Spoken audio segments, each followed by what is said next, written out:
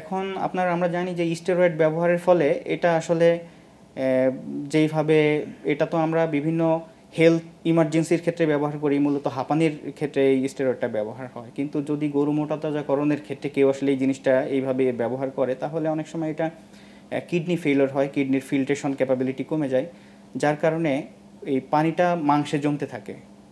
তো আচ্ছা। এই গরুগুলো কিন্তু অসুস্থ হয়ে যায়, তারা বিভিন্ন ধরনের কিডনির রোগে আক্রান্ত হয়, তাদের লিভারের ফাংশন লস হয়, তাদের কিডনির ফাংশন লস হয়। তো যদি স্টেরয়েড দিয়ে গরুকে, আমরা বলি যে স্টেরয়েড দিয়ে গরু মোটাতাজাকরণ করা হয়, কিন্তু আসলে স্টেরয়েড দিয়ে গরু মোটাতাজা হয় না।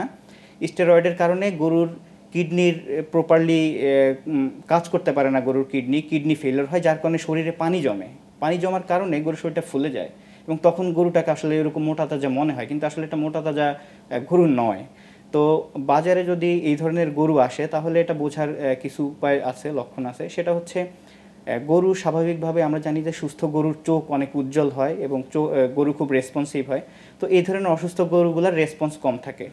আপনি যদি এই গরুর আশেপাশে যান, তাহলে সাধারণত সুস্থ গরুগুলো সরে যায় বা নড়াচড়া করে, সে অপরিচিত লোকের নুইসেন্স সে নিতে পারে না। কিন্তু এই গরুগুলো অসুস্থ হওয়ার কারণে তাদের রেসপন্স কম থাকে। অনেক সময় দেখা যায় যে তাদের মধ্যে ঝিমুনি ভাব দেখা যায়, মাথা নিচের দিয়ে থাকে।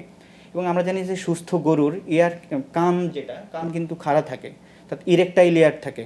কিন্তু অসুস্থ গরুগুলোর কানগুলো ঝুলে যায়, এবং গরুর ইউরিনেশন যেটা, অর্থাৎ গরুর স্বাভাবিক মূত্রত্যাগ গরু করতে পারে না, গরুর ইউরিনেশন কমে যায়, মূত্র বিসর্জনের পরিমাণ কমে যায়।